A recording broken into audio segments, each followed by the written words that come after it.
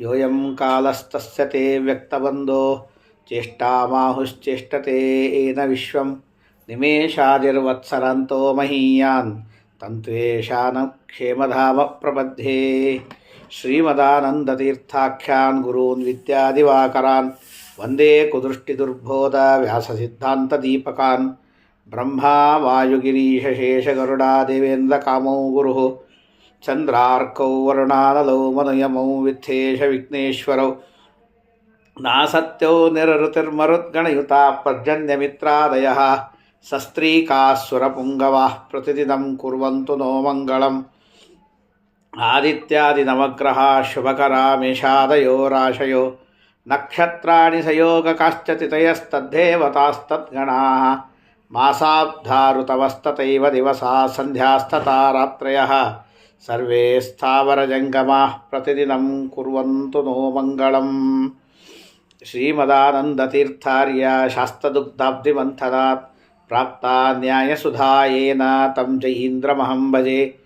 ಶ್ರೀಸತ್ಯಾತ್ಮಸಮಾರಂಭಾಂ ಟೀಕಾಕತ್ಪಾದಮಧ್ಯಮಾಂ ಶ್ರೀಮದಾಚಾರ್ಯಪರ್ಯಂತಾಂ ವಂದೇ ಗುರುಪರಂಪರಾಂ. ಆಪಾದಮೌಳಿಪರ್ಯಂತಂ ಗುರುಣಾಮಾಕೃತಿಂ ಸ್ಮರೇತ್ ತೇನ ವಿಘ್ನಾಃ ಪ್ರಣಶ್ಯಂತಿ ಸಿದ್ಧ್ಯಂತಿ ಚ ಮನೋರಥಾಃ. ವೇದೇಶಮುನಿಸತ್ಪಾದಸೇವಾ ಸಂಪ್ರಾಪ್ತವೈಭವಾನ್ ಯಾದವಾರ್ಯಾನ್ ವರಸುಧಾ ಟೀಕಾಕಾರಾನ್ವಯಂ ನಮಃ.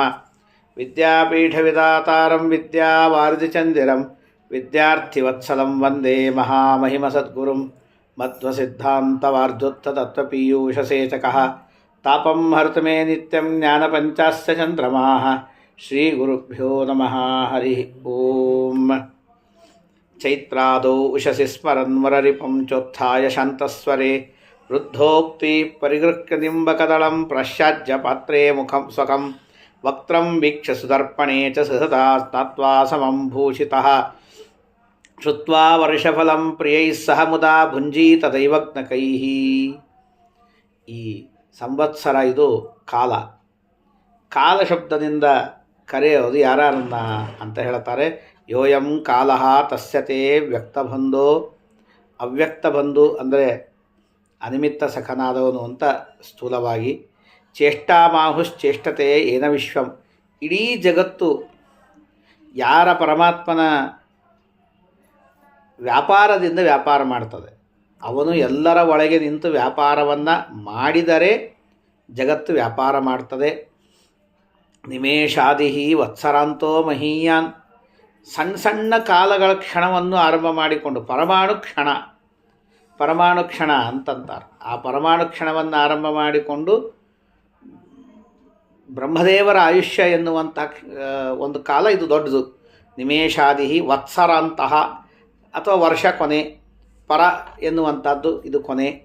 ಅಲ್ಲಿ ತನಕ ಮಹಾನ್ ಕಾಲವನ್ನು ಯಾರು ತಾನು ಪ್ರೇರಣೆಯನ್ನು ಮಾಡಿ ನಡೆಸ್ತಾನೆ, ಕಾಲಾಂತರ್ಗತನಾಗಿ, ಕಾಲನಿಯಾಮಕನಾಗಿ, ಕಾಲಪ್ರವರ್ತಕನಾಗಿ, ಕಾಲನಿವರ್ತಕನಾಗಿ, ಕಾಲಪ್ರೇರಕನಾಗಿ ಇದ್ದಾನೆ.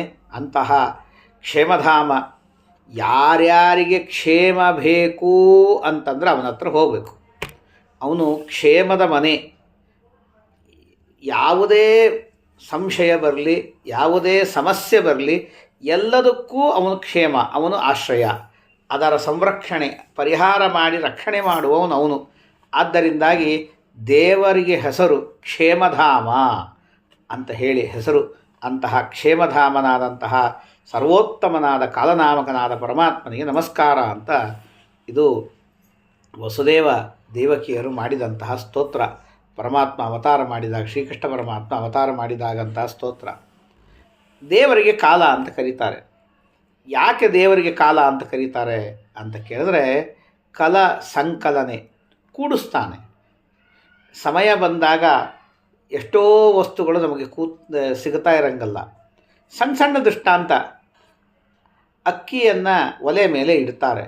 25 ನಿಮಿಷ ಆದ ಮೇಲೆ ಆ ಅಕ್ಕಿ ಅನ್ನವಾಗಿ ನಮಗೆ ಸಿಗುತ್ತದೆ. ಆ ಕಾಲ, ಆ 25 ನಿಮಿಷದ ಕಾಲದ ಒಳಗೆ ನಿಂತು ಅದಕ್ಕೆ ಬೇಕಾದ ಸಲಕರಣೆಗಳಿದ್ದಾಗ ವಸ್ತುವನ್ನು ಒದಗಿಸುವ ಕೆಲಸವನ್ನು ಕಾಲಾಂತರ್ಗತನಾಗಿ ಮಾಡ್ತಾನೆ. ಹಾಲನ್ನು ಕಾಯಿಸಿ ಒಂದು ಹಂತಕ್ಕೆ ತಂದು ಹಂತದ ಬೆಚ್ಚಿಗೆ ತಂದು ಹೆಪ್ಪಾಕಿ ಇಟ್ಟಾಗ 3 ಗಂಟೆಗೋ 6 ಗಂಟೆಗೋ ಮೊಸರಾಗ್ತದೆ. ಆ 6 ತಾಸಿನ ಕಾಲದ ಒಳಗೆ ನಿಂತು ಆ ಹಾಲನ್ನು ಮೊಸರನ್ನಾಗಿ ಪರಿವರ್ತನೆ ಮಾಡುವ ಕೆಲಸವನ್ನು ಮಾಡಿ ಜನರಿಗೆ ಹಾಲಿನಿಂದ ಮೊಸರನ್ನು ಒದಗಿಸಿ ತಂದು ಕೊಡ್ತಾನೆ. ಅದಕ್ಕೆ ಅವನಿಗೆ ಕಾಲ ಅಂತ ಕರೀತಾರೆ. ಹೀಗೆ ಪ್ರತಿಯೊಂದು ವಸ್ತುವನ್ನು ಅದರ ಕಾಲ ಸಮಯ ಬಂದಾಗ ಒದಗುವಂತೆ ಮಾಡ್ತಾನೆ. ಆದ್ದರಿಂದಾಗಿ ದೇವರಿಗೆ ಆ ಕಾಲದ ಒಳಗಡೆಗೆ ಇರುವಂತಹ ಕಾಲಾಂತರ್ಗತನಾದ ಪರಮಾತ್ಮನಿಗೆ ಕಾಲ ಅಂತ ಕರೀತಾರೆ. ಅಂತಹ ಕಾಲಾಂತರ್ಗತನಾದಂತಹ ಪರಮಾತ್ಮ ಇನ್ನೊಂದು ಹೆಸರು ಕಾಲಚ್ಛೇದನೆ. ಆ ದೇವರು ನಾಶ ಮಾಡಬೇಕಾದಾಗೂ ಕಾಲವನ್ನೇ ನಿಮಿತ್ತ ಮಾಡಿ ನಾಶ ಮಾಡ್ತಾನೆ. ಈ ಒಂದು ವಸ್ತು ಇದೆ, ಅನ್ನ ಇದೆ, 6 ಗಂಟೆ ಟೈಮ್ ಆಯಿತು, ಮಾಡಿಟ್ಟು 9 ಗಂಟೆ ಟೈಮ್ ಆಯಿತು, ಬೇಸಿಗೆ ಕಾಲ ಬಂತು, 6 ಗಂಟೆ ಟೈಮ್ ಆಯಿತು, ಹಳಸೋಯ್ತು. ಯಾಕೆ? ಕಾಲವಾಯಿತು, ಅದಕ್ಕಾಗಿ ಹೋಯಿತು. ಕಾಲವನ್ನು ನಿಮಿತ್ತ ಮಾಡಿ ನಾಶ ಮಾಡ್ತಾನೆ. ಪ್ರತಿಯೊಂದಕ್ಕೂ ಅಷ್ಟೇ. ಒಂದು ವಸ್ತು, ಈ ಒಂದು ವಸ್ತು ಇದು ತರಕಾರಿ ಇದೆ, ಆ ಒಂದು ಯಾವುದೋ ಒಂದು ತರಕಾರಿ 6 ದಿವಸ ಆಯಿತು, ಬಲ್ತೋಯ್ತು. ಯಾಕೆ? ಕಾಲದಿಂದಾಗಿ ಆಯಿತು, ಕೊಳತು ಹೋಯಿತು. ಇವೆಲ್ಲವನ್ನೂ ನಿಮಿತ್ತ ಮಾಡಿ ಮಾಡ್ತಾನೆ.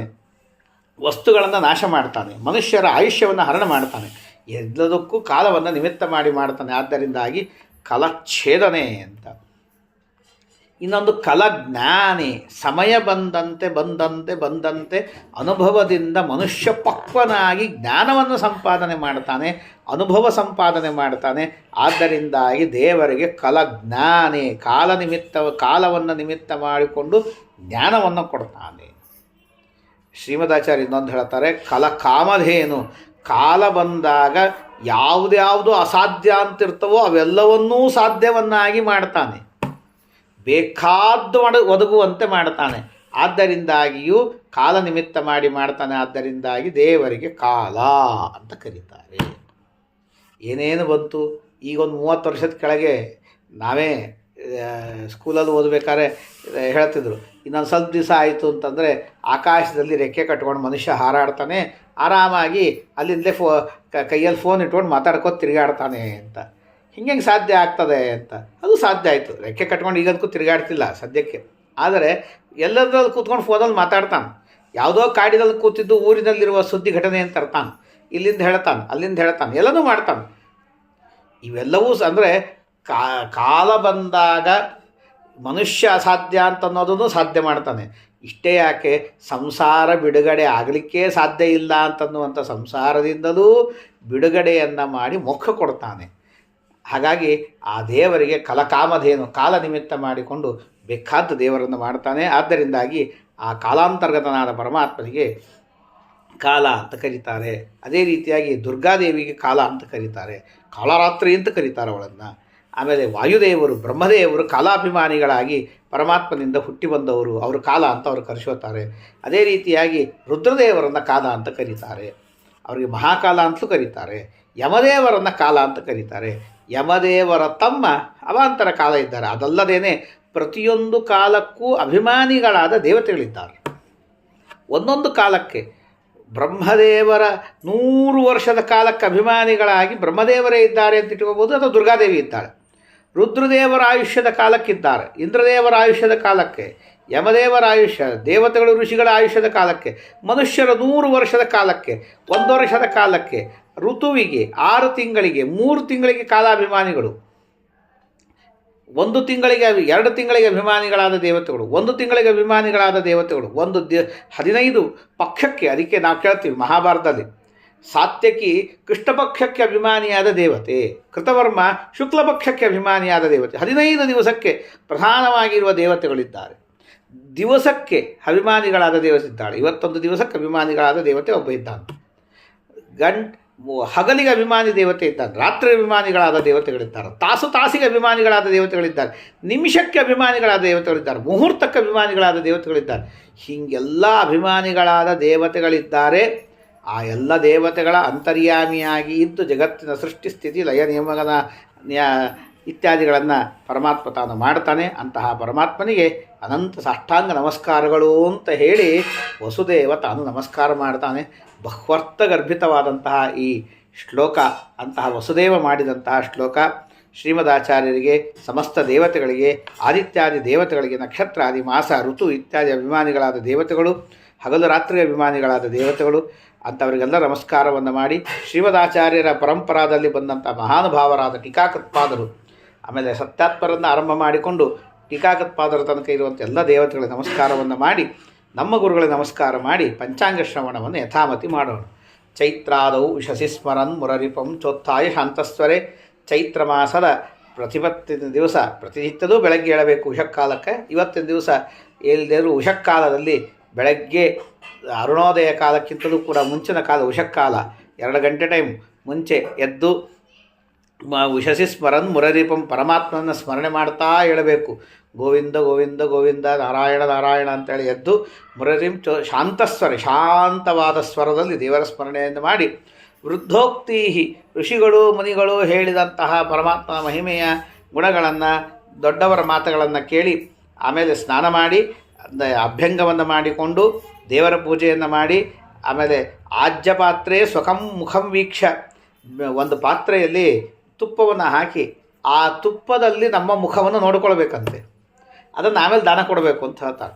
ಆಮೇಲೆ ನಿಂಬಕದಳಂ ಪ್ರಾಶ್ಯ, ಆಮೇಲೆ ಬೇವಿನ ಚಿಗುರನ್ನು ಅದನ್ನು ತಿಂದು ಹೂವನ್ನು ತಿಂದು ಆಮೇಲೆ ಕನ್ನಡಿಯಲ್ಲಿ ನಮ್ಮ ಮುಖವನ್ನು ನೋಡಿಕೊಂಡು ಸಹದಾ ಸ್ನಾತ್ವಾ ಸಮಂ ಭೂಷಿತಃ ಅಲಂಕಾರವನ್ನು ಮಾಡಿಕೊಂಡು ವರ್ಷಫಲವನ್ನು ಕೇಳಿ ಜ್ಯೋತಿಷ್ಕರನ್ನು ಕೂಡಿಕೊಂಡು ಅವರತ್ತ ಕೂತ್ಕೊಂಡು ವರ್ಷದ ಫಲವನ್ನು ಕೇಳಿ ಅವರನ್ನು ಕೂಡಿಸಿ ಊಟಕ್ಕೆ ಹಾಕಿ ಅವರ ಜೊತೆಗೆ ತಾವು ಊಟವನ್ನು ಮಾಡಬೇಕು. ಅಂದರೆ ಇದನ್ನು ಊಟಕ್ಕಿಂತ ಮುಂಚೆನೇ ವರ್ಷದ ಫಲ ಕೇಳಬೇಕು, ಸಂಜೆಗಲ್ಲ ಇದ್ದಿದ್ದದ್ದು. ಹಾಗಾಗಿ ಅಂತ ಹೇಳ್ತಾರೆ. ಅದಾದ ಮೇಲೆ ಇವತ್ತು ಸಮಸ್ತ ಜಗದುತ್ಪತ್ತಿ ಸ್ಥಿತಿ ಲಯ ನಿಯಮನ ಜ್ಞಾನಾಜ್ಞಾನ ಬಂದ ಮೋಕ್ಷ ಕಾರಣನಾದಂತಹ ಪರಮಾತ್ಮನ ನಾಭಿಕ ಬಲದಲ್ಲಿ ಬಂದಂತಹ ಬ್ರಹ್ಮದೇವರಿಗೆ ಮೊಟ್ಟ ಮೊದಲನೇ ದಿವಸ ಬಂದಂತಹ ಬ್ರಹ್ಮದೇವರು ಅಂಥವರಿಗೆ 100 ವರ್ಷ ಆಯುಷ್ಯ, ಅದರಲ್ಲಿ 50 ವರ್ಷ ಕಳೆದಿದೆ. ಇನ್ನು 50 ವರ್ಷಗಳಲ್ಲಿ ಇದು ಮೊದಲನೇ ವರ್ಷ, ಮೊದಲನೇ ಮಾಸ, ಮೊದಲನೇ ದಿವಸ. ಇಲ್ಲಿ ಪರಮಾತ್ಮ ಆರಂಭದಲ್ಲೇ ಈ ಕಲ್ಪದ ಬ್ರಹ್ಮದೇವರ ಈ ಹೆಗಲಿನ ಆರಂಭದಲ್ಲಿ ಶ್ವೇತವರಾಹ ರೂಪದಿಂದ ತಾನು ಅವತಾರ ಮಾಡಿ ಭೂಮಿ ಮುಳುಗಿದಾಗ ಅದನ್ನು ಮೇಲೆತ್ತು ತಂದು ತಾನು ಅನುಗ್ರಹವನ್ನು ಮಾಡಿದ್ದಾನೆ. ಅಂತಹ ಶ್ವೇತವರಾಹ ಕಲ್ಪ. ಇದರಲ್ಲಿ ಹಗಲಿನಲ್ಲಿ 13 ಘಟಿಕ 42 ಫಳ ಕಳೆದಿದೆ. ಅಂದರೆ ಸುಮಾರು 11:22 ಸುಮಾರಿಗೆ ಸಮಯ ಬೆಳಗ್ಗೆ ಬ್ರಹ್ಮದೇವರಿಗೆ. ಇದರಲ್ಲಿ ಕೃತತ್ರೇತ ದ್ವಾಪರ ಅಂತ 4 ಯುಗಗಳು ಸೇರಿದರೆ ಒಂದು ಮಹಾಯುಗ ಅಂತ ಕರೀತಾರೆ. ಇಂಥದ್ದು 71 ಆದರೆ ಒಂದು ಮನ್ವಂತರ. ಇಂಥ ಮನ್ವಂತರಗಳು 14 ಆದರೆ ಒಂದು ಕಲ್ಪ ಅಂತ ಕರೀತಾರೆ. ಇದಕ್ಕೆ ಬ್ರಹ್ಮದೇವರ ದಿವಸ ಅಂತ ಕರೀತಾರೆ. ಇಷ್ಟೇ ಬ್ರಹ್ಮದೇವರಿಗೆ ರಾತ್ರಿ. ಅಂದರೆ ಚತುರ್ಯುಗ ಸಹಸ್ರಾಣಿ ಬ್ರಹ್ಮಣೋ ದಿನಮುಚ್ಚತೆ. 1000 ಚತುರ್ಯುಗಗಳಾದರೆ ಒಂದು ಬ್ರಹ್ಮದೇವರಿಗೆ ಹಗಲು, ಅಷ್ಟೇ ರಾತ್ರಿ ಅಂತ ಹೇಳ್ತಾರೆ. ತಾವತಿ ರಾತ್ರಿ ಏತಾದೃಶೈ ಷಷ್ಟ್ಯಧಿಕಶತತ್ರಯ ದಿವಸೈ ಏಕಃ ಬ್ರಹ್ಮಣೋ ವರ್ಷ. ಇಂಥದ್ದು 360 ಆದರೆ ಬ್ರಹ್ಮದೇವರಿಗೆ ಒಂದು ವರ್ಷ. ಇಂತಹ ಬ್ರಹ್ಮದೇವರ ದಿವಸದ ಮಧ್ಯದಲ್ಲಿ 51ನೇ ವರ್ಷದ ಮೊದಲನೇ ಮಾಸ ಮೊದಲನೇ ದಿವಸದಲ್ಲಿ ಸ್ವಯಂಭುವ ಸ್ವಾರೋಚಿಷ ಉತ್ತಮ ತಾಪಸ ರೈವತ ಚಾಕ್ಷುಷ ಅಂತ 6 ಮನುಗಳು ಆಗಿ ಹೋಗಿದ್ದಾರೆ. 7ನೇಯದಾದಂತಹ ಮನು ವೈವಸ್ವತ ಮನು ತಾನಿದ್ದಾನೆ. ಆ ವೈವಸ್ವತ ಮನುವಿನಲ್ಲೂ ವೈವಸ್ವತ ನಂತರದ 21 ಮಹಾಯುಗಗಳಲ್ಲಿ 27 ಮಹಾಯುಗಗಳು ಕಳೆದಿದೆ. ಆ 28ನೇ ಮಹಾಯುಗದಲ್ಲಿ ಕೃತತ್ರೇತ ದ್ವಾಪರ ಅಂತನ್ನುವಂಥ 3 ಯುಗಗಳು ಕಳೆದಿದೆ. ಸ್ವಲ್ಪ ಕಲಿಯುಗವೂ ಕಳೆದಿದೆ. ಅದರಲ್ಲಿ ಮಹಾಯುಗ ಪ್ರಮಾಣ 43,20,000 ವರ್ಷ, ಕೃತಯುಗ 17,28,000 ವರ್ಷ. ಅದರಲ್ಲಿ ಶುಕ್ಲವರ್ಣ ಪರಮಾತ್ಮ ಬೆಳ್ಳಗಿನ ವರ್ಣದಿಂದ ಇರ್ತಾನೆ. 4 ಪಾದದ ಧರ್ಮ, ಅಸ್ಥಿಗತ ಪ್ರಾಣ. ಎಲ್ಲರ ಮೂಳೆಯಲ್ಲಿ ಪ್ರಾಣ ಇರ್ತದೆ. ಮೂಳೆ ಇರೋ ತನಕ ಮನುಷ್ಯ ಬದುಕಿರ್ತಾನೆ. ಆಮೇಲೆ ಸತ್ಯವಾದಿ ಜನ, ಸತ್ಯವನ್ನು ಮಾತಾಡುವಂತಹ ಜನ. ಮನುಷ್ಯೋಚ್ಚತ 28 ಹಸ್ತ, 28 ಮೊಳ ಎತ್ತರ ಜನ ಇರ್ತಾರೆ. ಮನುಷ್ಯಾಯುರ್ಮಾನಂ 1,00,000 ವರ್ಷ. ಮನುಷ್ಯರ ಆಯುಷ್ಯಮಾನ 1,00,000 ವರ್ಷ ಬದುಕಿರ್ತಾರೆ. ಸಪ್ತವಾರಂ ಧಾನ್ಯೋತ್ಪತ್ತಿ, 7 ಸಲ ಬಿತ್ತಿ ಧಾನ್ಯವನ್ನು ಬೆಳೀತಾರೆ. ಈಗೆಲ್ಲ 2 ತೆಗಿತಾರೆ, ಆಗ 7 ಸಲ ತೆಗಿತಿರ್ತಾರೆ. ಸುವರ್ಣ ಭಾಂಡಾನಿ, ಮನೆಯಲ್ಲೆಲ್ಲ ಉಪಯೋಗಿಸೋದು ಬಂಗಾರದ ಪಾತ್ರೆಗಳು, ಅಡಿಗೆಗೆ ಮತ್ತೊಂದಕ್ಕೆ ಮಗದೊಂದಕ್ಕೆ ಎಲ್ಲದಕ್ಕೂ. ರತ್ನಮಯೋ ವ್ಯಾಪಾರ, ರತ್ನಗಳ ವ್ಯಾಪಾರ. ರತ್ನಗಳನ್ನು ಕೊಳ್ಳೋದು, ಆ ರತ್ನಗಳ ಮೌಲ್ಯ ಹೇಗಿರುತ್ತೆ ಅದಕ್ಕೆ ತಕ್ಕಂತೆ ಸಾಮಾನುಗಳನ್ನು ತೆಗೆದುಕೊಂಡು ಬರುವುದು. ರತ್ನ 20 ಪುಣ್ಯ ಪಾಪ ಇಲ್ಲ. ಹಾಗೆ ತ್ರೇತಾಯುಗ ಪ್ರಮಾಣ 12 ಲಕ್ಷ ವರ್ಷ 12,96,000 ವರ್ಷ. ಪರಮಾತ್ಮ ಕೆಂಪು ಬಣ್ಣದಿಂದ ಇರ್ತಾನೆ. ಆ ಸಮಯಕ್ಕೆ ನಿಯಾಮಕನಾದ ಪರಮಾತ್ಮ 4 ಪಾದದಲ್ಲಿ ಭೂಮಿ ಧರ್ಮ ಇರ್ತದೆ. ಮಾಂಸಗತ ಪ್ರಾಣ, ಮಾಂಸ ಇರುವ ತನಕ ಜನ ಬದುಕಿರ್ತಾರೆ. ಮಾಂಸ ಹೋಯಿತು ಅಂದರೆ ಜನ ಹೋಗ್ತಾರೆ. ಮನುಷ್ಯರ ಎತ್ತರ 14 ಮೊಳ, ಅಂದರೆ ಅದಕ್ಕೆ ಅರ್ಧ. ಮನುಷ್ಯರ ಆಯುಷ್ಯಮಾನ ಒಂದು 10,000 ವರ್ಷ ಇರ್ತಾರೆ. ಪಂಚವಾರಂ ಧಾನ್ಯೋತ್ಪತ್ತಿ, 5 ಸಲ ಧಾನ್ಯವನ್ನು ಉತ್ತಿ ಬಿತ್ತಿ ತೆಗಿತಾರೆ ತ್ರೇತಾಯುಗದಲ್ಲಿ. ರೌಪ್ಯ ಭಾಂಡಾನಿ, ಮನೆಯಲ್ಲೆಲ್ಲ ಉಪಯೋಗಿಸೋದು ಬೆಳ್ಳಿ ಪಾತ್ರೆಗಳು, ಅಡಿಗೆಗೆ ಗಿಡಿಗೆಗೆ ಎಲ್ಲದಕ್ಕೂ ಕೂಡ. ಸುವರ್ಣಮಯ ವ್ಯಾಪಾರ, ಬಂಗಾರದ ವ್ಯಾಪಾರ, ಬಂಗಾರದ ನಾಣ್ಯಗಳನ್ನು ಕೊಡೋದು ತರೋದು. 15 ಪುಣ್ಯ 5 ಪಾಪ. ಇನ್ನು ದ್ವಾಪರಯುಗದಲ್ಲಿ 8,64,000 ವರ್ಷ ದ್ವಾಪರಯುಗ. ಅಲ್ಲಿ ಪರಮಾತ್ಮ ಪೀತವರ್ಣ ಹಳದಿ ಬಣ್ಣದವನಾಗಿರ್ತಾನೆ. 2 ಪಾದದ ಭೂಮಿ, 2 ಪಾದ ಧರ್ಮ ಇರ್ತದೆ. ರುಧಿರಗತ ಪ್ರಾಣ, ರಕ್ತ ಇರುವ ತನಕ ಜನ ಬದುಕಿರ್ತಾರೆ. ಆ ಮನುಷ್ಯೋಚ್ಚತ ಸಪ್ತಹಸ್ತ, 7 ಮೊಳ ಎತ್ತರ ಇರ್ತಾರೆ ಮನುಷ್ಯರು. ಮನುಷ್ಯರ ಆಯುಷ್ಯಮಾನ 1,000 ವರ್ಷ. 3 ಸಲ ಧಾನ್ಯವನ್ನು ಉತ್ತಿ ಬಿತ್ತಿ ತೆಗಿತಾರೆ. ತಾಮ್ರ ಬಾಂಧಾನಿ, ತಾಮ್ರದ ಪಾತ್ರೆಗಳು, ಅವುಗಳಲ್ಲಿಂದ ವ್ಯವಹಾರಗಳನ್ನು ಮಾಡ್ತಾರೆ. ರೌಪ್ಯಮಯೋ ವ್ಯಾಪಾರ, ಬೆಳ್ಳಿಯ ವ್ಯಾಪಾರಗಳು. 10 ಪುಣ್ಯ 10 ಪಾಪ, ಅರ್ಧಕ್ಕರ್ಧ. ದ್ವಾಪರಯುಗ ಅಲ್ಲ, ಸಮಸಮವಾಗಿ ಇರ್ತದೆ. ಇನ್ನು ಕಲಿಯುಗದಲ್ಲಿ 4,32,000 ವರ್ಷ. ಹಾಗೆ ಕಲಿಯುಗ ಧರ್ಮ ಪರಮಾತ್ಮ ಕಪ್ಪು ಬಣ್ಣದಿಂದಾಗಿ ಅವನು ಇರ್ತಾನೆ. ನೀಲಮೇಘಶ್ಯಾಮ, 1 ಪಾದದಲ್ಲಿ ಭೂಮಿ. ಅನ್ನಗತ ಪ್ರಾಣ, ಅನ್ನ ಇರುವ ತನಕ ಬದುಕಿರ್ತಾರೆ. ಅನ್ನ ಹೋಯಿತು ಅಂದರೆ ಹೋಗ್ತಾರೆ. ಮನುಷ್ಯರ ಎತ್ತರ 3.5 3.5 ಮೊಳ ಎತ್ತರ ಇರ್ತಾರೆ. ಹಾಗಾಗಿ ಅವ್ರವ್ರ ಕೈಯಲ್ಲಿ ಅವ್ರವ್ರ ಎತ್ತರ 3.5 ಮೊಳ ಇರ್ತಾರೆ. ಇನ್ನು 3.5 ಮನುಷ್ಯಾಯುರ್ಮಾನ 120 ವರ್ಷ ಅಂತ ಹೇಳ್ತಾರೆ. ಅದು ತಾವು ಧರ್ಮದಿಂದ ಇದ್ದರೆ ದೇವರು ಕೊಟ್ಟರೆ ಉಂಟು. ಇನ್ನು ಅಸತ್ಯವಾದಿ ಜನ, ಸುಳ್ಳು ಹೇಳುವ ಜನ ಜಾಸ್ತಿ. 2 ಸಲ ಧಾನ್ಯೋತ್ಪತ್ತಿ, ಹಿಂಗಾರು ಬೆಳೆ ಮುಂಗಾರು ಬೆಳೆ ಅಂತ ಹೇಳಿ 2 ಬೆಳೆ ತೆಗಿತಾರೆ. ಇನ್ನು ಮೃಣ್ಮಯ ಭಾಂಡಾನಿ, ಮಣ್ಣಿನ ಪಾತ್ರೆಗಳು. ಅದಕ್ಕೆ ಆ ಮಣ್ಣಿನ ಪಾತ್ರೆಗೇ ಬೆಳ್ಳಿಗೆನೋ ಹಚ್ಚಿ ಚಿತ್ರ ಎಲ್ಲ ಬರೆದು ಪಿಂಗಾಣಿ ಅಂತೆಲ್ಲ ಮಾರಿ ಅದನ್ನೆಲ್ಲ ತಿಂತಿರ್ತಾರೆ. ಮೃಣ್ಮಯ ಭಾಂಡಾನಿ. ತಾಮ್ರಮಯೋ ವ್ಯಾಪಾರ, ತಾಮ್ರಮಯ ವ್ಯಾಪಾರ ಬರ್ತದೆ. ತಾಮ್ರನೇ ಬಹಳ ದೊಡ್ಡದಾಗಿಬಿಡ್ತದೆ ಆಗ. ಇನ್ನು 5 ಪುಣ್ಯ 15 ಪಾಪ ಅಂತ ಆಗ್ತದೆ. ಈಗ ಕಲಿಯುಗದಲ್ಲಿ, ಕಲಿಯುಗ ಯಾವಾಗ ಭೀಮಸೇನ ದೇವರ ಗದೆಯ ಏಟನ್ನು ತಿಂದು ದುರ್ಯೋಧನ ಕಾಲು ಮುರಿದುಕೊಂಡು ಬಿದ್ದ ಆ ಕ್ಷಣದಿಂದ ಕಲಿಯುಗ ಆರಂಭ ಆಯಿತು ಅಂತ ವ್ಯವಹಾರ. ಆದರೂ ಆಗಿಂದ ಶುರುವಾದ ಗತಕಲಿ 5,127 ವರ್ಷಗಳು ಕಳೆದಿದೆ. ಮುಂದೆ ಇನ್ನು 4,26,873 ವರ್ಷಗಳು ಬರೋದಿದೆ. ಈ ಕಲಿಯುಗದಲ್ಲಿ 6 ಜನ ರಾಜರು ಶಕಪುರುಷರು ಅಂತ ಆಗಿ ಹೋಗ್ತಾರೆ. ಮೊದಲನೇದು ಹಸ್ತಿನಾವತಿಯಲ್ಲಿ ಧರ್ಮರಾಜ ಎಲ್ಲ ದುರ್ಯೋಧನಾದಿ ದುಷ್ಟರನ್ನು ಸಂಹಾರ ಮಾಡಿ ಕೃಷ್ಣ ಪರಮಾತ್ಮನ ಅನುಗ್ರಹದಿಂದಾಗಿ ತಾನು ಧರ್ಮ ಪ್ರತಿಷ್ಠಾಪನೆಯನ್ನು ಮಾಡಿ ತಾನು ಶಕಪುರುಷ ಅಂತಾದ. ಹಾಗಾಗಿ ಯುಧಿಷ್ಠಿರ ಶಕ ಆಗ ಹಸ್ತಿನಾವತಿಯಲ್ಲಿ ಶುರುವಾದದ್ದು. 3,044 ವರ್ಷ ಯುಧಿಷ್ಠಿರ ಶಕ. ಅದಾದ ಮೇಲೆ ಉಜ್ಜಯಿನಿಯಲ್ಲಿ ಮಹಾಕಾಳೇಶ್ವರದ ಸನ್ನಿಧಾನ. ಆ ಉಜ್ಜಯಿನಿಯಲ್ಲಿ ವಿಕ್ರಮ ಸಂವತ್ಸರ ವಿಕ್ರಮಾದಿತ್ಯ ರಾಜ ತಾನು ತನ್ನ ಶಕವನ್ನು ಶುರು ಮಾಡಿದ. ಅದು 135 ವರ್ಷ ಆಯಿತು. ಇದಾದ ಮೇಲೆ ಪೈಠಣ ಅಂತ ನಾವು ಕೇಳ್ತೇವೆ, ಪ್ರತಿಷ್ಠಾನಗರ ಅಂತ ಕರೀತಾರೆ ಅದಕ್ಕೆ, ಪೈಠಣ. ಅಲ್ಲಿ ಶಾಲಿವಾಹನ ಅಂತ ಶಕಪುರುಷ ಬಂದ. ಅವನು 18,000 ವರ್ಷ ಅವನ ಶಕಪುರುಷನ ಶಕ ನಡೀತದೆ. ಅದರಲ್ಲಿ 1948 ಇದು ಮುಗಿದಿದೆ. ಈಗ ಇನ್ನು ಮುಂದೆ 16,052 ವರ್ಷಗಳು ಬರೋದಿದೆ.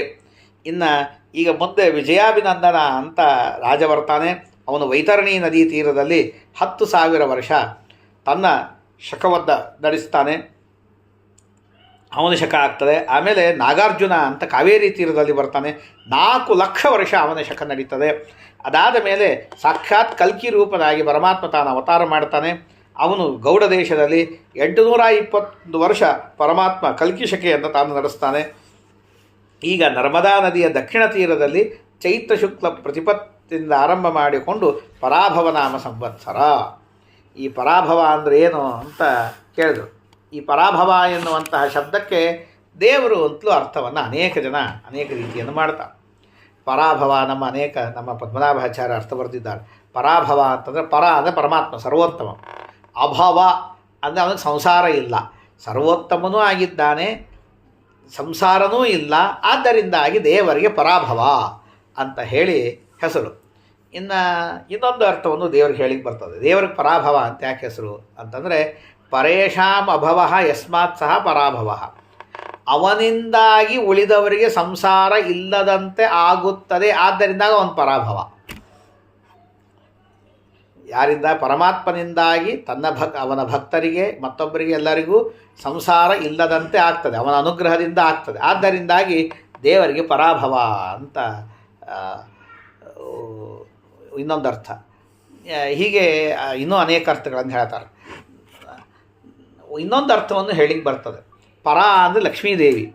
ಲಕ್ಷ್ಮೀ ಪರಾಯಾ ಅಭವ ಯಸ್ಮಾತ್ ಸಹ ಪರಾಭವ. ಲಕ್ಷ್ಮೀದೇವಿ ಸಂಸಾರ ಇಲ್ಲದೇನೆ ನಿತ್ಯ ಮುಕ್ತಳು ಯಾರಿಂದ ಆಗಿದ್ದಾಳೋ ಅವನು ಪರಾಭವ ಅಂತ ಹೇಳಿಯೂ ದೇವರಿಗೆ ಪರಾಭವ ಅಂತ ಅರ್ಥವನ್ನು ಹೇಳಿಕ್ಕೆ ಬರ್ತದೆ. ಇನ್ನು ಶತ್ರುಗಳನ್ನು ಪರಾಭವತಿ, ನಾಶ ಮಾಡ್ತಾನೆ, ಕಾಮಕ್ರೋಧಾದಿ ಶತ್ರುಗಳನ್ನು ನಾಶ ಮಾಡ್ತಾನೆ, ರೋಗಾದಿಗಳ ನಾಶ ಮಾಡ್ತಾನೆ, ತ್ರಿವಿಧವಾದ ತಾಪ, ಆದಿದೈವಿಕ, ಆದಿಭೌತಿಕ, ಆಧ್ಯಾತ್ಮಿಕವಾದ ಎಲ್ಲ ತಾಪಗಳನ್ನು ಕೂಡ ನಾಶ ಮಾಡ್ತಾನೆ, ಆದ್ದರಿಂದಾಗಿ ದೇವರಿಗೆ ಪರಾಭವ ಅಂತ ಹೇಳಿ ಹೆಸರು. ಅಂತಹ ಪರಮಾತ್ಮ, ಆ ಪರಮಾತ್ಮನ ಇದರಲ್ಲಿ ಅವನ ಆಡಳಿತದಲ್ಲಿ ಅಗ್ರಧಾನ್ಯ, ಇಲ್ಲಿ ಪರಾಭವನಾಮ ಸಂವತ್ಸರದ ಫಲವನ್ನು ಹೇಳ್ತಾರೆ. ಏನಂತ? ಅಗ್ರಧಾನ್ಯಂ ಅಧಿಕಂ ಜಲಮಲ್ಪಂ ಭೂಭೃತಾಂ ಭವತಿ ಯುದ್ಧಮನಲ್ಪಂ ಸ್ಯಾಜ್ಜನೋ ಗದವಶಾತ್ ಗತಧಾಮ ವತ್ಸರೋ ಯದಿ ಪರಾಭವನಾಮ. ಅಂದರೆ ಅಗ್ರಧಾನ್ಯಂ ಅಧಿಕಂ ಜಲಮಲ್ಪಂ, ಕೆಲವೊಂದು ಧಾನ್ಯಗಳು ಅಂದರೆ ಅಕ್ಕಿ, ಕೆಲವೊಂದು ಧಾನ್ಯಗಳು ಹೆಚ್ಚಿಗೆ ಬರ್ತದೆ. ಜಲಮಲ್ಪಂ, ನೀರು ಕಮ್ಮಿ. ಭೂಭೃತಾಂ ಭವತಿ ಯುದ್ಧಮನಲ್ಪಂ, ರಾಜರಿಗೆ ಪರಸ್ಪರವಾಗಿ ಭಯಂಕರ ಯುದ್ಧಗಳಾಗ್ತದೆ. ಸ್ಯಾಜ್ಜನೋ ಗದವಶಾತ್ ಗತಧಾಮ, ಇನ್ನು ಜನರಿಗೆ ರೋಗಗಳಿಂದಾಗಿ ರೋಗವಾಗ್ತದೆ. ಗತಧಾಮ ವತ್ಸರೋ ಯದಿ ಪರಾಭವನಾಮ, ಪರಾಭವನಾಮ ಸಂವತ್ಸರದಲ್ಲಿ ಹೀಗಾಗ್ತದೆ ಅಂತ. ಈ ಸಂವತ್ಸರಕ್ಕೆ ಗುರುವಾರ ಬಂದಿದೆ. ಗುರುವಾರ ಶುರುವಾಗಿದ್ದಕ್ಕಾಗಿ ಗುರುರಾಜ ಅಂತಂದರೆ ಧೇನುವೃಂದ ಮತಿದುಗ್ಧ ಸಮೇತಂ ವರ್ಷಣಾತ್ ಫಲಕಣಾದಿ ನಿತಾಂತಂ ಯಜ್ಞಕರ್ಮಣಿ ಸತಾಂ ಅನುರಾಗ ಪಾರ್ಥಿವೇ ಸುರಗುರೌ ನಚರೋಗ. ಸ್ವಲ್ಪ ರಾಜ ಅವರಾಗಿದ್ದಕ್ಕಾಗಿ ಗುರುಗಳು ಬೃಹಸ್ಪತ್ಯಾಚಾರ್ಯರು ರಾಜ, ಅವರು ಶುಭಗ್ರಹ ನವಗ್ರಹಗಳಲ್ಲಿ. ಹಾಗಾಗಿ ಧೇನುವೃಂದ ಮತಿದುಗ್ಧ ಸಮೇತಂ, ಧೇನುವೃಂದಂ ಆಕಳುಗಳ ಸಮೂಹ, ಅತಿದುಗ್ಧ ಸಮೇತಂ ಸಮೃದ್ಧವಾಗಿ ಹಾಲು ಸುರಿಸ್ತದೆ. ಆಮೇಲೆ ವರ್ಷಣಾತ್ ಫಲಕಣಾದಿ ನಿತಾಂತಂ, ಮಳೆ ಚೆನ್ನಾಗಿ ಬರ್ತದೆ, ಹಾಗಾಗಿ ಹಣ್ಣು ಹಂಪಲು ದವಸ ಧಾನ್ಯ ಚೆನ್ನಾಗಿ ಬೆಳೀತದೆ. ಯಜ್ಞಕರ್ಮಣಿ ಸತಾಂ ಅನುರಾಗ, ಯಜ್ಞಯಾಗಾದಿಗಳನ್ನು ಮಾಡಬೇಕು ಅಂತ ಜನರಿಗೆ ಅಭಿಪ್ರಾಯ ಪ್ರೀತಿ ಇರ್ತದೆ, ಮಾಡ್ತಾರೆ. ಯಾವಾಗ? ಪಾರ್ಥಿವೇ ಸುರಗುರವು ನಚರೋಗ, ಬೃಹಸ್ಪತ್ಯಾಚಾರ್ಯರು ರಾಜರಾದಾಗ ರೋಗ ಬರುವುದಿಲ್ಲ ಅಂತ ಒಂದು. ಇನ್ನು ಮಂತ್ರಿ ಕುಜ, ಅಲ್ಲೇ ಮಂತ್ರಿಗಳು ಸ್ವಲ್ಪ ಮಂಗಳಾಗಿದ್ದಕ್ಕಾಗಿ ಧ್ರುವಮವರ್ಷ ಕಣನಾಶನಂ ಜ್ವಲನ ತಸ್ಕರ ರೋಗ ನಿಪೀಡನಂ ರಣಪರಾ ಕ್ಷಿತಿಪಾ ಬುಧವಂದನೆ ನನಿರತಾ ಸಚಿವೆ ಕ್ಷಿತಿನಂದನೆ. ಧ್ರುವಂ ಅವರ್ಷಣತಃ, ಮಳೆ ಆಗೋದು ಕಮ್ಮಿ ಆಗ್ತದೆ, ರಾಜ ಕೊಟ್ಟರು ಮಂತ್ರಿಗಳು ಕೊಡೋದಿಲ್ಲ. ಕಣನಾಶ, ಮಳೆ ಆಗದೇ ಇದ್ದದ್ದಕ್ಕಾಗಿ ಬೆಳೆ ನಾಶ ಆಗ್ತದೆ. ಜ್ವಲನ, ಬೆಂಕಿ ಭಯ, ಕಳ್ಳರ ಭಯ, ರೋಗರ ಭಯ ಆಗ್ತದೆ. ರಾಜರು ಯುದ್ಧ ಮಾಡ್ತಾರೆ, ಸಜ್ಜನರ ಒಳ್ಳೆಯವರ ಮಾತನ್ನು ಕೇಳೋದಿಲ್ಲ. ಇದು ಮಂತ್ರಿ ಮಂಗಳಾದದ್ದರ ಫಲ. ಸೇನಾಧಿಪತಿ ಚಂದ್ರ, ಅದಕ್ಕೆ ಅಯಂತ ವೃಷ್ಟಿರ್ ಬಹುಸಸ್ಯ ಸಂಪತ್ ಸೌಖ್ಯಂ ಜನೋ ವಿಂದತಿ ರೋಗಹೀನ ಗಾವೋ ಬಹು ಕ್ಷೀರಯುತ ಮಹಿಷ್ಯ ಸೇನಾಧಿನಾಥೇ ರಜನೀಕರೇಸ್ಯು. ಅಯಂತ ವೃಷ್ಟಿ, ಮಳೆಗೆ ನಿಯಂತ್ರಣ ಇರಂಗಲ್ಲ, ದಬ ಹೊಡಿತಿರ್ತದೆ ಕೆಲವರು ಬಂದರೆ. ಬಹುಸಸ್ಯ ಸಂಪತ್, ಸಮೃದ್ಧವಾಗಿ ಸಸ್ಯ ಸಂಪತ್ತು ಬರ್ತದೆ, ಜನರು ಸುಖವಾಗಿ ಇರ್ತಾರೆ, ರೋಗ ಇರಂಗಲ್ಲ. ಗಾವೋ ಬಹುಕ್ಷೀರಯುತ, ಆಕಳುಗಳು ಚೆನ್ನಾಗಿ ಹಾಲು ಕೊಡುತ್ತದೆ. ಮಹಿಷ್ಯ, ಎಮ್ಮೆಗಳು ಕೊಡುತ್ತದೆ. ಸೇನಾಧಿನಾಥೇ ರಜನೀಕರೇಸ್ಯು, ಚಂದ್ರ ಸೇನಾಧಿಪತಿಯಾದಾಗ ಹೀಗೆ. ಅದೇ ರೀತಿಯ ಪೂರ್ವಸಸ್ಯಾಧಿಪತಿ ಅಂದರೆ ಮುಂಗಾರು ಬೆಳೆ, ಹಿಂಗಾರು ಬೆಳೆ, ಅದಕ್ಕೆ ಶುಕ್ರ, ಅದಕ್ಕೆ ವಿವಿಧ ಧಾನ್ಯ ಫಲೋಪಚಯೋ ಅಂಬುತಃ, ನೀರಿನಿಂದಾಗಿ ನಾನಾ ತರಹದ ಧಾನ್ಯಗಳು ಬೆಳೀತದೆ. ಸಕಲ ಲೋಕಗಣೋ ಗದವರ್ಜಿತ, ಜನರಿಗೆ ರೋಗ ಇರಂಗಲ್ಲ. ನೃಪತಯ ಸಹಿತ ಬಹುಸಂಪದ, ರಾಜರು ರೋಗರಹಿತರಾಗಿರ್ತಾರೆ, ಸಂಪತ್ತಿನಿಂದ ಕೂಡಿರ್ತಾರೆ. ಪ್ರಥಮ ಧಾನ್ಯಪತಿರ್ ಭೃಗುಜೋ ಯದಿ, ಧಾನ್ಯಾಧಿಪತಿ ಹಿಂಗಾರು ಬೆಳೆಗೆ ಅಧಿಪತಿ ಯಾವಾಗ ಶುಕ್ರ ಆದಾಗ. ಅಪರ ಸಸ್ಯಾಧಿಪತಿ ಕುಜ ಇದ್ದಾನೆ. ಮುಂಗಾರು ಬೆಳೆಗೆ ಕುಜ ಇದ್ದದ್ದಕ್ಕಾಗಿ ಧಾನ್ಯಾಬಾಹೋ ದುರ್ಲಭಂ ಮೂಲಕಂದಂ ನೀರಂ ಸ್ವಲ್ಪಂ ಯುದ್ಧಕೃತ್ ಭೂಪವೃಂದಂ ರೋಗಾದ್ವನ್ನೇರ್ ಭೀಪ್ರಜಾನಾಂ ಸಮಾಜೆ ಪಶ್ಚಾತ್ ಧಾನ್ಯ ಸ್ವಾಮಿನಿ ಕ್ಷ್ಮಾತನೂಜೆ. ಅಂದರೆ ಮುಂದಿನ 6 ತಿಂಗಳಲ್ಲಿ ಸ್ವಲ್ಪ ಭಯ ಅಂತಂತಾರೆ. ಯಾಕೆಂದರೆ ಅದಕ್ಕೆ ಧಾನ್ಯಾಧಿಪತಿ ಕುಜ. ಆದ್ದರಿಂದಾಗಿ ಧಾನ್ಯ ಬೆಳೆಯೋದು ಕಮ್ಮಿ. ಅಂದರೆ ಮುಂಗಾರು ಬೆಳೆ ಹಿಂಗಾರು ಬೆಳೆ ಈಗ ಬೆಳೆದು ಬಿಡ್ತದೆ, ಮುಂಗಾರು ಬೆಳೆ ಬೆಳೆಯೋದು ಕಮ್ಮಿ ಅಂತಂತಾರೆ. ಯಾಕೆ ಅಂತಂದರೆ ಧಾನ್ಯ ಇರಂಗಲ್ಲ. ಮೂಲಕಂದ ನೀರಂ ಸ್ವಲ್ಪ, ಬೇರು ಕಂದ ಇವುಗಳು ಸ್ವಲ್ಪ ಬರ್ತದೆ. ಯುದ್ಧಕೃತ್ ನೃಪವೃಂದಂ, ರಾಜರು ಯುದ್ಧ ಮಾಡ್ತಾರೆ. ರೋಗದಿಂದಾಗಿ ಬೆಂಕಿಯಿಂದಾಗಿ ಭಯ ಇರ್ತದೆ. ಪ್ರಜಾನಾಂ ಪಶ್ಚಾತ್ ಧಾನ್ಯ ಸ್ವಾಮಿನಿ ಕ್ಷ್ಮಾತನೋಜೆ, ಮುಂದಿನ ಇದಕ್ಕೆ ಅಧಿಪತಿ ಯಾರು? ಶ್ವಾತನೋಜೆ ಮಂಗಳ ಆದಾಗ. ಇನ್ನು ಧಾನ್ಯಾಧಿಪತಿ ಬುಧ. ಧಾನ್ಯಾಧಿಪತಿ ಬುಧ ಆಗಿದ್ದಕ್ಕಾಗಿ ಗೋಧೂಮಶಾಲೀಕ್ಷು ಯವಾದಿಕಾನಾಂ ವಿದ್ವಜ್ಜನಾನಾಮಪಿ ವೃದ್ಧಿರಸ್ತಿ ವೇದಶ್ರುತಾಭ್ಯಾಸ ರಥಾ ದ್ವಿಜೇಂದ್ರ ಧಾನ್ಯಾಧಿಪೋ ಯತ್ರ ಹಿಮಾಂಶು ಪತ್ರ. ಗೋಧಿ, ಶಾಲಿಯಿಂದ ಅಕ್ಕಿ, ಇಕ್ಷು ಅಂದರೆ ಕಬ್ಬು, ಯವ ಅಂದರೆ ಬಾರ್ಲಿ ಮತ್ತು ಇತ್ಯಾದಿಗಳಿವೆಲ್ಲವೂ ಕೂಡ ವಿದ್ವಜ್ಜನ ಇವುಗಳ ವೃದ್ಧಿ ಆಗ್ತದೆ. ಪಂಡಿತರಿಗೆ ವಿದ್ವಾಂಸರಿಗೆ ವೃದ್ಧಿ ಇದೆ.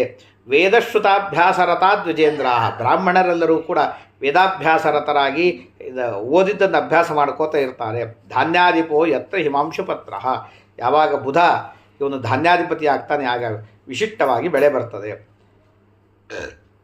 ಇನ್ನು ಅರ್ಘಾಧಿಪತಿ ಚಂದ್ರ. ಅರ್ಘ ಅಂದರೆ ಬೆಲೆಯನ್ನು ನಿಗದಿ ಮಾಡೋದು. ಯಾವುದು ಆ ಬೆಲೆ ಯಾವುದಕ್ಕೆ ಜಾಸ್ತಿ ಆಗುತ್ತೆ, ಯಾವುದಕ್ಕೆ ಕಮ್ಮಿ ಆಗ್ತದೆ ಅಂತ ಹೇಳ್ತಾರೆ.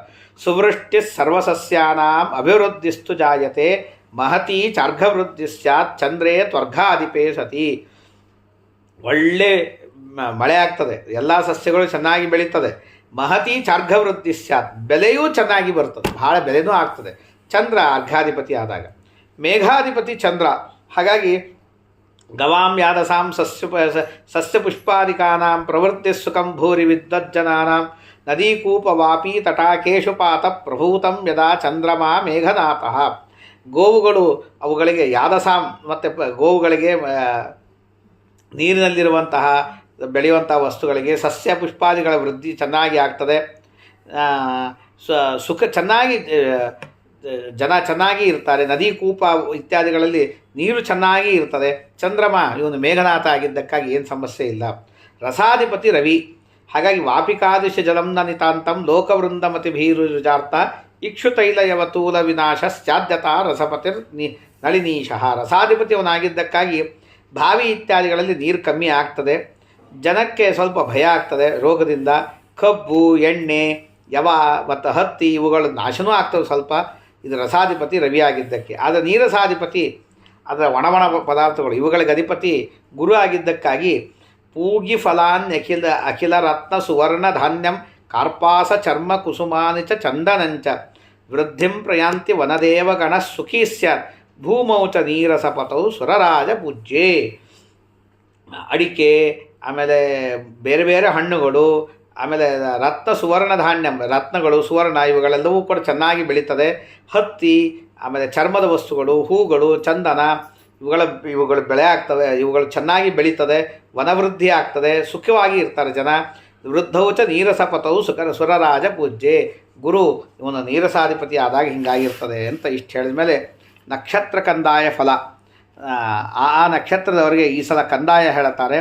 ಅದಕ್ಕೆ ಅಶ್ವಿನಿಗೆ 4, 2, 5, ಭರಣಿ 7, 0, 2, ಕೃತಿಕಾ 2, 1, 0, ರೋಹಿಣಿ 5, 2, 3, ಮೃಗಶಿರ 0, 0, 1, ಆರ್ದ್ರ 3, 1, 4, ಪುನರ್ಸು 6, 2, 2, ಪುಷ್ಯ 1, 0, 0, ಆಶ್ಲೇಷ 4, 1, 3, ಮಘ 7, 2, 1, ಪೂರ್ವ ಫಲ್ಗುಣಿ 2, 0, 4, ಉತ್ತರ ಫಲ್ಗುಣಿ 5, 1, 2, ಹಸ್ತ 0, 2, 0, ಚಿತ್ರ 3, 0, 3, ಸ್ವಾತಿ 6, 1, 1, ವಿಶಾಖ 1, 2, 4, ಅನುರಾಧ 4, 0, 2, ಜ್ಯೇಷ್ಠ 7, 1, 0, ಮೂಲ 2, 2, 3, ಪೂರ್ವಾಷಾಢ 5, 0, 1, ಉತ್ತರಾಷಾಢ 0, 1, 4, ಶ್ರವಣ 3, 2, 2, ಧನಿಷ್ಠ 6, 0, 0, ಶತತಾರ 1, 1, 3, ಪೂರ್ವಭದ್ರಪದ 4, 2, 1, ಉತ್ತರಾಭದ್ರಪದ 7, 0, 4, ರೇವತಿ 2, 1, 2. ಇದರಲ್ಲಿ ಒಂದು ವಿಷಮೇ ಚಾರ್ಥಲಾಭ ಸ್ಯಾತ್. ನಮ್ಮ ಸಂಖ್ಯೆಗಳು ವಿಷಮವಾಗಿತ್ತು ಅಂತಂದರೆ ಅರ್ಥಲಾಭ ಅಂದರೆ ಸಂಪತ್ತು ಬರ್ತದೆ. ಸಮವಾಗಿದ್ದರೆ ಸಮ ಆಗ್ತದೆ, ಶೂನ್ಯ ಇದ್ದರೆ ಶೂನ್ಯ ಫಲ. ವರ್ಷಾಂಶ ಇದು 4 ತಿಂಗಳಿಗೆ ಒಂದೊಂದು ವರ್ಷತ್ತಂಶ ಫಲಂ ಕ್ರಮ. ಮೊದಲನೇ ಶೂನ್ಯ ಇತ್ತಂದರೆ ಮಹಾವ್ಯಾಧಿ, ಮಧ್ಯ ಶೂನ್ಯ ಇತ್ತು ಅಂದರೆ ಸ್ವಲ್ಪ ಭಯ ಮಹದ್ಭಯಂ, ಅಂತ್ಯಶೂನ್ಯೇ ವಿತ್ತನಾಶ ತ್ರಿಶೂನ್ಯೇ ಚ ಮಹಾಭಯಂ ಅಂತ. ಇನ್ನು ಆಯವ್ಯಯ ಮೇಷಕ್ಕೆ 14 ವ್ಯಯ, ವೃಷಭಕ್ಕೆ 8 ಆಯ 11 ವ್ಯಯ, ಮಿಥುನಕ್ಕೆ 14 8, ಕರ್ಕಕ್ಕೆ 8 5, ಸಿಂಹಕ್ಕೆ 11 ಆಯ 2 ವ್ಯಯ, ಕನ್ಯಾ 14 ಆಯ 8 ವ್ಯಯ, ತುಲಾಕ್ಕೆ 8 11, ವೃಶ್ಚಿಕಕ್ಕೆ 14 ಆಯ 2 ವ್ಯಯ, ಧನುಸ್ಸಿಗೆ 11 ಆಯ 8 ವ್ಯಯ, ಮಕರಕ್ಕೆ 5 11, ಕುಂಭಕ್ಕೆ 5 11, ಮೀನಕ್ಕೆ 11 8. ಇನ್ನು ಈ ಸಲ ಮೇಷ ಸಂಕ್ರಮಣ ಚೈತ್ರ ಮಾಸ ಕೃಷ್ಣಪಕ್ಷ ದ್ವಾದಶಿ 14/4/26 ಮಂಗಳವಾರ ಹಗಲು 13:56 1 ಗಂಟೆ 56 ನಿಮಿಷಕ್ಕೆ ಆಗ್ತದೆ. ಆದ್ದರಿಂದಾಗಿ ಮೇಷ ಸಂಕ್ರಮಣ ಚೈತ್ರ ಮಾಸೆ ಕೃಷ್ಣಪಕ್ಷೆ ದ್ವಾದಶ್ಯಾಂ ಭೌಮವಾಸರೆ ಲೋಕನಾಡ್ಯಾಂ ದಿವಾದೀಪ್ತೋ ಮೇಷಭಂ ಯಾತಿ ಭಾಸ್ಕರ. ಹಿಂಗೆ ಹೋದರೆ ದಿವಾಚೇನ್ ಮೇಷ ಸಂಕ್ರಾಂತಿ ಅನರ್ಘ ಕಲಹಪ್ರದ, ಬೆಲೆ ಜಾಸ್ತಿ ಆಗ್ತದೆ, ಸ್ವಲ್ಪ ಜಗಳ ಹೆಚ್ಚಿಗೆ ಆಗ್ತದೆ ಅಂತ ಹೇಳ್ತಾರೆ. ಇನ್ನು ಮಕರ ಸಂಕ್ರಾಂತಿ 14/1/27ನೇ ತಾರೀಕು ಸೂರ್ಯ ಹುಟ್ಟಿ 50 ಘಟಿಕ 3 ಫಲ, ರಾತ್ರಿ 2 ಗಂಟೆ ಸುಮಾರಿಗೆ ಮಕರ ಸಂಕ್ರಮಣವನ್ನು ಮಾಡ್ತಾರೆ, ಮಣಿಕರ್ಣದಲ್ಲಿ ಮಾಡ್ತಾರೆ. ಅದು ವಾಹನ ಏನು ಅಂತಂದರೆ ವಾಹನ ಮಹಿಷ, ಉಪವಾಹನ ಉಷ್ಟ್ರ ಅಂದರೆ ಒಂಟೆ. ಇದರಿಂದ ಕ್ಲೇಶ ಆಗ್ತದೆ. ನಿಂತಿದ್ದಾರೆ, ಕೃಷ್ಣ ವಸ್ತ್ರ ಧಾರಣ, ಪಾಟಲ ಕಂಚುಕ, ಪಾಟಲ ಅಂತಂದರೆ ಪಾಟಲ ವರ್ಣದ ಕಂಚುಕ ಅಂದರೆ ಅಂಗಿಯನ್ನು ಅಥವಾ ಇದನ್ನು ಹಾಕ್ಕೊಂಡಿದ್ದಾರೆ. ತೋಮರ ಅಂತ ಆಯುಧ, ಲಾಕ್ಷ ಅಂದರೆ ಅರುಗನ್ನು ಹಚ್ಕೊಂಡಿದ್ದಾನೆ. ಬಂಗಾರದ ಪಾತ್ರೆಯಲ್ಲಿ ಮೊಸರನ್ನವನ್ನು ಹಿಡಿದಿದ್ದಾರೆ. ಅರ್ಕಪುಷ್ಪವನ್ನು ಧಾರಣ, ಮೃಗಜಾತಿ, ಪ್ರಗಲ್ಭ ಭಾರಿ ಧಾಷ್ಟಿಕ, ವಿದ್ರುಮ ಅಂತನೂ ಆಭರಣಭೂಷಣ, ವಾರನಾಮ ನಂದ, ನಕ್ಷತ್ರನಾಮ ಧ್ರುವ. ಪಶ್ಚಿಮದಿಂದಾಗಿ ಬರೋದು, ಪೂರ್ವ ದಿಕ್ಕಿಗೆ ಹೋಗೋದು, ಆಗ್ನೇಯಕ್ಕೆ ದೃಷ್ಟಿ. ಇಷ್ಟು ಇಲ್ಲಿ ಯಾವ ದಿಕ್ಕಿನಿಂದ ಬರ್ತಾರೆ ಆ ದಿಕ್ಕಿಗೆ ಸೌಖ್ಯ, ಹಾಗಾಗಿ ಪಶ್ಚಿಮದವರ್ಗದ ಸೌಖ್ಯ ಆಗ್ತದೆ. ಯಾವ ದಿಕ್ಕಿಗೆ ಹೋಗ್ತಾರೆ ದುಃಖ, ಹಾಗಾಗಿ ಪೂರ್ವ ದಿಕ್ಕಿಗೆ ಭಯ. ಇನ್ನು ದರ್ಶನೆ ಯಾವ ದಿಕ್ಕಿಗೆ ನೋಡ್ತಾರೋ ಅಲ್ಲಿ ಹಾನಿ, ಹಾಗಾಗಿ ದರ್ಶನೇ ಭವೇದ್ ಭಯಂ ಹಾನಿ. ಸಂಕ್ರಾಂತಿ ಫಲಮಾದಿಶೇತ್, ಯಾವ ವಸ್ತುಗಳನ್ನು ಸಂಕ್ರಾಂತಿ ಸ್ವೀಕಾರ ಮಾಡ್ತಾ ಅದು ಮಹಾರ್ಘ್ಯ, ಹಾಗಾಗಿ ಬಂಗಾರದ ಬೆಲೆ ಏರ್ತದೆ. ಆಮೇಲೆ ನಷ್ಟಂ ವಾ ಕ್ರಯ ವಿಕ್ರಯ ಭೀತಿದಂ, ಅದರಿಂದಾಗ ಅವತ್ತಿನ ದಿವಸ ಅದನ್ನು ಇದಾಗಬೇಕು ಅಂತಂದರೆ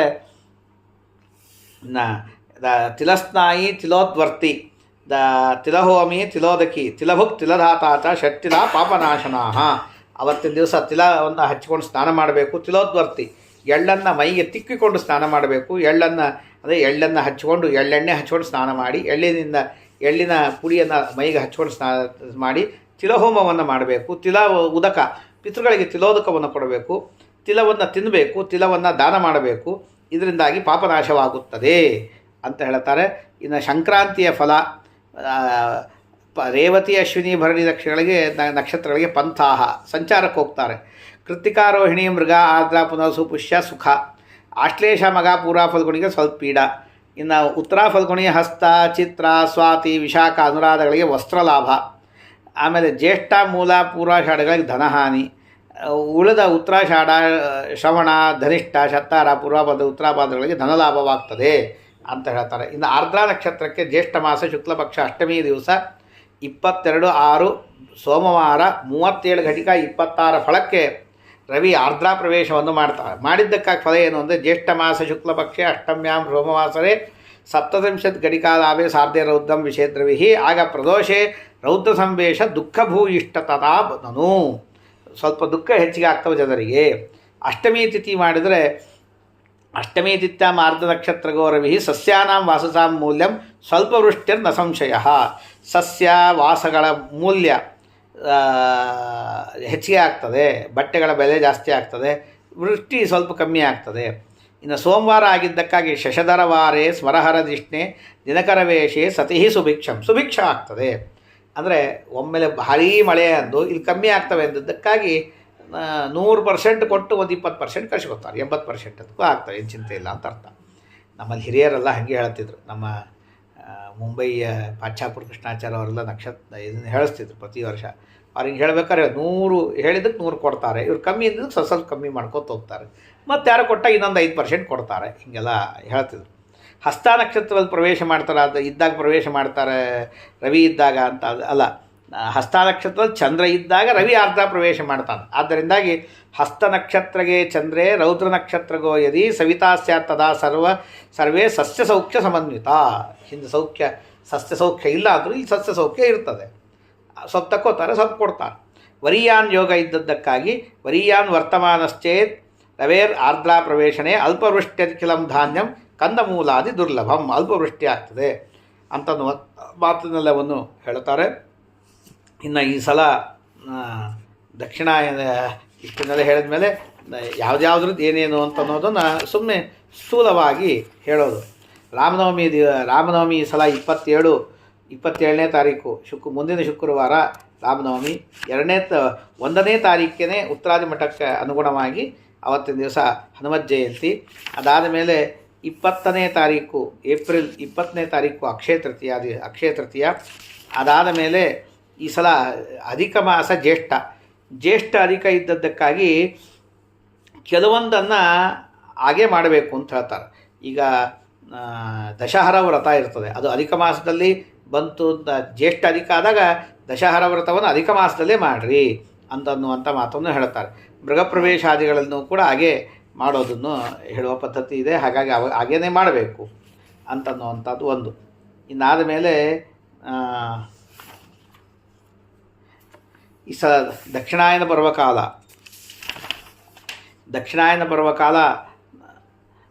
17ನೇ ತಾರೀಕು, ಅಂದರೆ ಆಷಾಢ ಶುಕ್ಲ ತೃತೀಯನೇ ದಕ್ಷಿಣಾಯನ ಪರ್ವಕಾಲ ಬಂದುಬಿಟ್ಟಿದೆ. ಹಾಗಾಗಿ ಬೇಗ. ಆಮೇಲೆ ಚಾತುರ್ಮಾಸ್ಯ ಜುಲೈ 25ರಿಂದ ಚಾತುರ್ಮಾಸ್ಯ ಆರಂಭ. ಟೀಕಾಕತ್ಪಾದರ ಆರಾಧನೆ ಆಗಸ್ಟ್ 3ನೇ ತಾರೀಕು. ಆಮೇಲೆ 28ನೇ ತಾರೀಕು ಅವತ್ತಿನ ದಿವಸದ 26ನೇ ತಾರೀಕು ಋಗ್ವೇದಿಗಳಿಗೆ ನಿತ್ಯ ನೂತನ ಉಪಕರ್ಮ. ಆಮೇಲೆ 26ನೇ ತಾರೀಕು ಆಗಸ್ಟು. ಆಮೇಲೆ 28ನೇ ತಾರೀಕು ವರಮಹಾಲಕ್ಷ್ಮಿ ವ್ರತ. ಯಜುರ್ವೇದಿಗಳಿಗೆ ಅವತ್ತು ಉಪಕರ್ಮ ಇದೆ. ಈಗ ಸದ್ಯಕ್ಕಂತೂ ಹಾಗೆ ನಿರ್ಣಯ ಮಾಡಿ ನಾವು ಹಾಕಿದ್ದೀವಿ. ಅದನ್ನು ಸ್ವಾಮಿಗಳು ಹಾಗೆ ನಿರ್ಣಯ ಮಾಡಿ ಹಾಕಿಸಿದ್ದಾರೆ. ಆಮೇಲೆ 30ನೇ ತಾರೀಕು ಆಗಸ್ಟ್ ರಾಘವೇಂದ್ರ ಸ್ವಾಮಿಗಳವರ ಆರಾಧನೆ. 4ನೇ ತಾರೀಕು ಕೃಷ್ಣ ಜಯಂತಿ. ಅವತ್ತು ರಾತ್ರಿ ಚಂದ್ರೋದಯಕ್ಕೆ 12 ಗಂಟೆಗಿದೆ. ಪ್ರಾತಃ ಪಾರಣ ಇದೆ. ಹಾಗಾಗಿ ಏನು ಚಿಂತೆ ಇಲ್ಲ. ಅಲ್ಲದೇನೆ ಆ ಶ್ರಾವಣ ಶುಕ್ಲದಲ್ಲಿ 2 ಉಪವಾಸ, 23 ಉಪವಾಸ, 24 ಅವತ್ತಿನ ದಿವಸ ಒಂದು ಅತಿರಿಕ್ತ ಉಪವಾಸ ಅಂತ ಒಂದು ಬಂದಿದೆ. ಆಮೇಲೆ ಗೌರಿ ಗಣೇಶ 14ನೇ ತಾರೀಕು ಗೌರಿ, 15ನೇ ತಾರೀಕು ಅವತ್ತೇ 14ನೇ ತಾರೀಕೇ ಗಣೇಶ, 15ನೇ ತಾರೀಕು ಋಷಿಪಂಚಮಿ. ವ್ರತಗ್ರಹಣ ಉದ್ಯಾಪನೆ ಯಾವುದನ್ನು ಮಾಡೋದಕ್ಕೆ ಬರೋದಿಲ್ಲ. ಇದಾದ ಮೇಲೆ ನವರಾತ್ರಿ ಅಕ್ಟೋಬರ್ 11ರಿಂದಾಗಿ ಈ ಸಲ ನವರಾತ್ರಿ 11 ದಿವಸ ನವರಾತ್ರಿ. 11 ದಿವಸ ಇದ್ದರೂ ಕೂಡ ಒಂದು ದಿವಸ ಮೊದಲಿಗೆ 20ನೇ ತಾರೀಕಿಗೆ ವಿಜಯದಶಮಿ ಆಗಿಬಿಡ್ತದೆ, 10ನೇ ದಿವಸ. ಇದಾದ ಮೇಲೆ 8ನೇ ತಾರೀಕು ಯಾವುದು ನವಂಬರ್ 8 ದೀಪಾವಳಿ ಶುರು, 8, 9, 10. ಇದಾದಮೇಲೆ ತುಳಸಿ ವಿವಾಹ ನವಂಬರ್ 21ನೇ ತಾರೀಕಿದೆ. ರಘುತ್ತಮ ಸ್ವಾಮಿ ಆರಾಧನೆ ಇತ್ಯಾದಿಗಳೆಲ್ಲವೂ ಕೂಡ ಬಂದೇ ಬರ್ತದೆ. ಮಧುನವಮಿ ಉತ್ಸವ ಇತ್ಯಾದಿಗಳೆಲ್ಲ ಬರ್ತದೆ. ಮುಂದಿನ ಸಂವತ್ಸರ ಯಾವತ್ತಂತಂದರೆ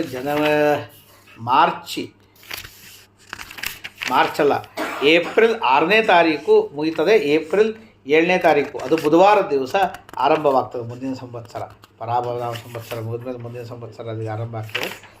ಇದೇಶ್ಚ ಶ್ರಿಯಮಾಪ್ನೋತಿ ವಾರಾದ ಆಯುಷ್ಯವರ್ಧನಂ ನಕ್ಷತ್ರಾತ್ ಹರತೆ ಪಾಪಂ ಯೋಗಾತ್ ರೋಗ ನಿವಾರಣಂ ಕರಣಾತ್ ಕಾರ್ಯಸಿದ್ಧಿ ಸ್ಯಾತ್ ಪಂಚಾಂಗ ಫಲಮುತ್ತಮಂ ಕಾಯೇನ ವಾಚಾ ಮನಸಾ ಇಂದ್ರಿಯರ್ವಾ ಬುದ್ಧಾತ್ಮನಾವಾನುಸ್ವಭಾವಾತ್ ಕರೋಮಿ ಯದ್ಯತ್ ಸಕಲಂ ಪರಸ್ಮೈ ನಾರಾಯಣಾಯೇತಿ ಸಮರ್ಪಯಾಮಿ.